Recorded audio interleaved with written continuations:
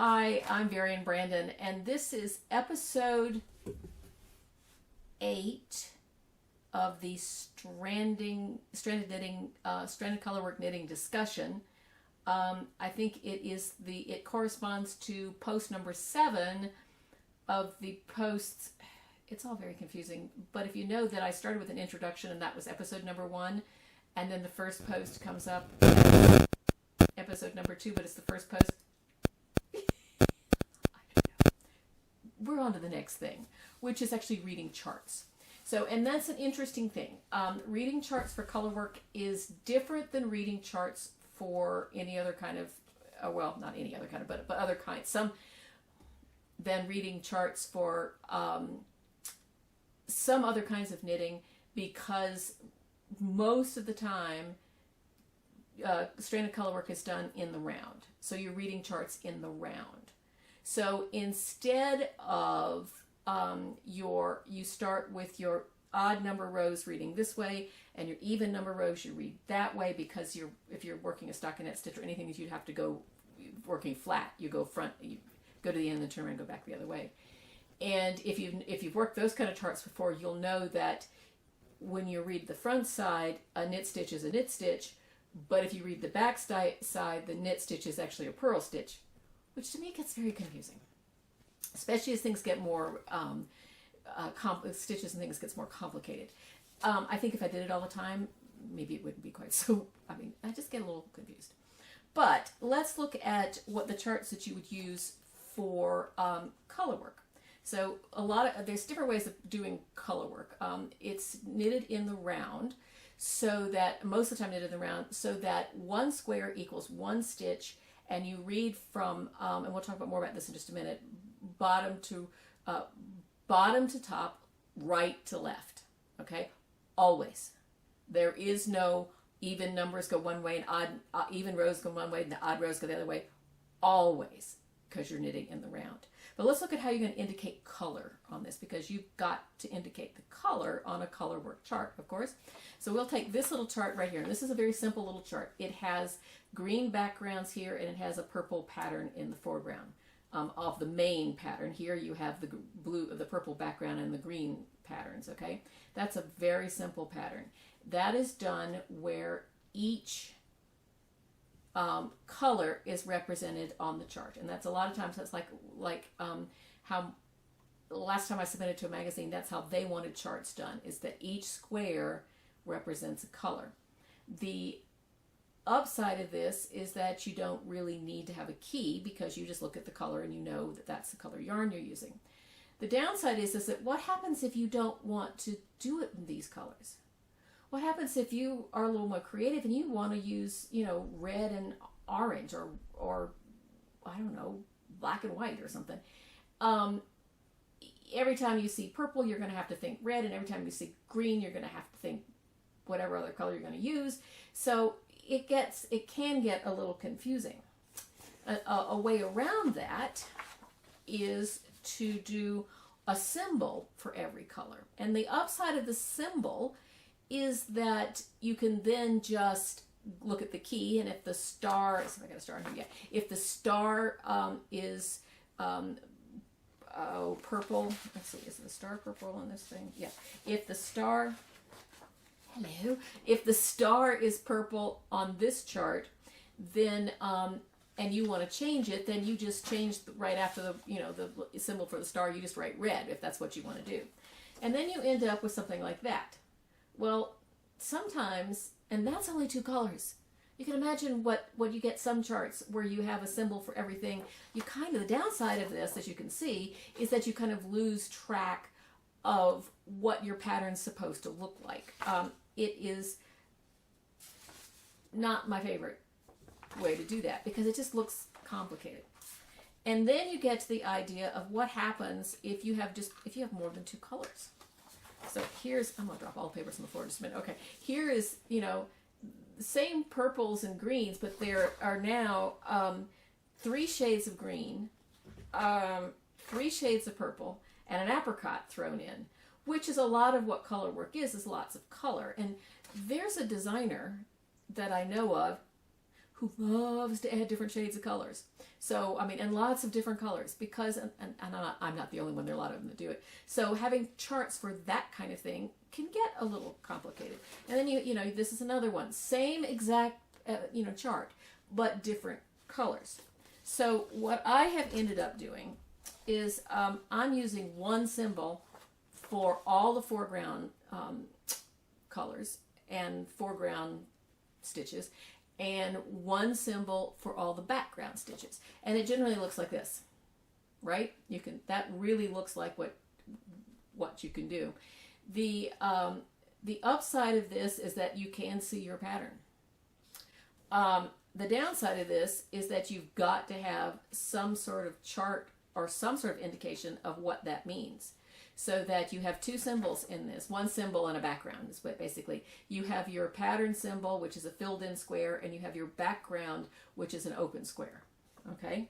So what I end up doing is doing something like this, where on this side, on the right-hand side of the chart, and I can bring this up here, see if it'll focus up. On the right-hand side of the chart is the P's are for purple and the G's are for green. So that way, and then when you read it, you always need to, every round you start, you have to check over here to see what two colors go in that round. So if you can see this round number 2 right here, you have and see up here, that chart is, that column is for everything that is shaded gray. So in that particular thing, everything that's shaded gray is purple, P for purple, and everything that is white is in an empty square is a G for green. Okay, so that and then it changes as it goes in here. So every time you start a new round, you just check over here to see what your gray stitches are and what your white stitches are. Okay, and as we talked about, stitches are read. I mean, charts are read for color work. Just lean on the chair much.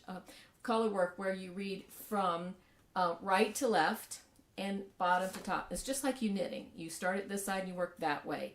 There is no coming back the other way. There is nothing of that sort. Now, my current charts, I actually add another row right here that has the row number on it. I used to put them over here, but that seemed to, I don't know what's more confusing.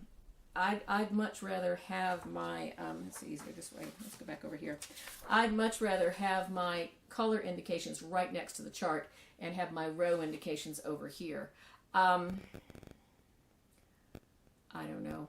I may go back to putting them on this side. Now I'm actually putting them kind of right in between the chart and the color indications, but we'll see. But the way you read those, if you read from top to bottom, bottom to top, right to left, is that you need to put some sort of indication over the line that you're working. If we're working the second round here, you put your indication, in this case, this is how I teach classes, I hand them sticky paper, and you cover up everything you haven't done yet. So that, and this is the row that you're working on, the round, sorry, that's the round that you're working on, that one right there. And that's fine for this particular thing, because it's just a knit one with one color, knit with the other color. But if you get up to, say, this round, let me move these things up a little bit.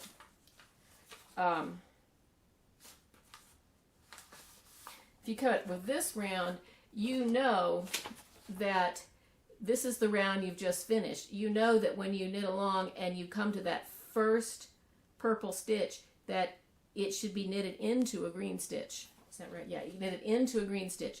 And if you're not knitting that into a green stitch, then you know you've done something wrong. So it's a good way to check to see. I was going to tell, there's another downside to, I forgot. I'll just tell you one more downside to coloring in the chart with the colors of the yarn.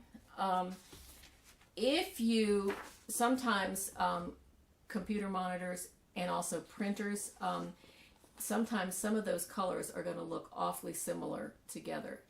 Can you tell there are 3 shades of green in there? I can see it because I'm sitting close, but sometimes the monitors just don't show it. So I find, now granted, am I a little bit prejudiced or opinionated or whatever? Yeah, maybe. I just like it doing it that way because it means that if you want to change the colors of your chart, you want to change the colors that you're using, you don't have to be looking at one color and thinking another color. And also you can actually see your design when it gets done. So that's my favorite way of doing it like that. Now, as I've said many times in this series, that's just the way I do it. You want to do it some other way and it works for you, no problem. Some people like to put highlighter tape over the row that they're working on, the round that why do I keep doing that? The round that you're working on. That's fine. Some people like to put the line, that in this case the line of post-it notes, underneath the one that you're working on, just because that's the way they think. You just heard my reasoning for putting it on top. Most of the people, I can only think of one designer who wants to put it on top. Most of them, I mean on the bottom, most of them I know want to put it on top so that you can kind of see, or have a highlighter tape. The other way, in our to read charts, you either can do the post-it notes, you can either have a page size metal board with magnets and you put the chart up and then you just move your magnets up as you go. You can do that. You can do what I'm using now. I used to do it that way. What I'm using now is some of the digital programs. So I will actually put my PDF into a program called Goodreader, not Goodreads, but Goodreader on my iPad, and then open up that chart, and it gives you it's like export, and then it gives you or open in, something like that, IN. It gives you the opportunity to open it in, I put it in Dropbox, and then I open the Dropbox file in Goodreader. And so in Goodreader, there's things that you can draw on your page, you can, you can write on it, you can actually add a straight line, and your straight line can be any thickness or transparency or whatever you like. So you can do it a real light transparency and then just cover the row you're working on. In my case, I do it pretty solid and put it, as I said, above the row, the round. Why do I keep saying that? The round that I'm working on, because I'm always working in the round. I don't know why I keep saying row, but the round that I'm working on. So, but that's the way, and I may do a little video on that, just a real quick little video on how you do that. There are also programs like Knit Companion. There's one, JKnit, something like that, where you put in your PDF pattern with the chart on it, and you can actually devise your own. They have a built-in thing where you can have a marker above or below wherever you want it on your chart. So anyway, but that's especially when you get to more complicated designs, it is a lot easier to have that line there to kind of see where you are. The other thing I do with more complicated patterns is that I will put a marker on my we were talking about uses of markers, putting a marker indicating the stitch repeat, and then if your chart has several stitch repeats on it, I will draw a line on my chart to indicate the marker. So I know that when I hit that line on the chart that I should be hitting a marker. If you have, like some people I know have been designing things that are not symmetrical, either vertically or horizontally, and have a long stitch repeat, like a 60 stitch repeat. That's easy in those 60 stitches, even if you got markers, to get confused. What I will do sometimes is divide that 60 stitch repeat into 4 sections of 15, say, and put lines on my chart. Now granted, they're not stitch repeats, it's just a lines to marker on the chart, and put an indication on the chart for every, there are 3 of them in that 60 stitches. I'll put a marker at each one of those lines where it is on the chart. I'll do it on my knitting. So I know that even though the stitches inside those markers are not repeats, I know that I'll follow it to a certain point. When I hit that marker, then I should be in that section. Sometimes I'll number the sections 1, 2, 3, and 4, and then I will have a different type of marker marking the beginning of the 60 and the end of the 60, and then have smaller, like I'll use a colored red at the beginning of the end of the 60 stitches, and use silver or black or some other color to mark off each 15 stitches. Does this make sense? And then I know that if I'm going, oh gosh, which one of the 15 stitches am I on? I can count through and say, oh, I'm on the third one, and then I can count on my chart, past three indications within that 60 stitch repeat. I hope that made sense. If you have any, if you have any questions whatsoever, please get in touch. I am at vbrand@brandandknittingdesigns.com. I will try to post as quickly as I can the blog post that goes along with this particular episode. There's a whole set of blog posts that I have printed here, and I could print you a copy and send it to you if you like, but it's going to cost, because it costs me money to get them printed. But if you take my classes, I will send you I'll send you a PDF of all of it together. You can print it out yourself, or you can wait until I get them all printed out online and just download them yourself online without having to take a class, without having to pay me to print it for you, whatever. So, because it's been up before I just switched servers, so therefore I am slowly but surely putting them back onto my website. So, all right, people, thank you so much for joining me. Thank you for on this journey, this stranded colorwork journey. One of my favorite things to do, as you all know. So I will see you next time when we talk about, this was reading charts. Next time we talk about, I think I'll go straight right over to, we're actually going to get needles out. Oh my gosh.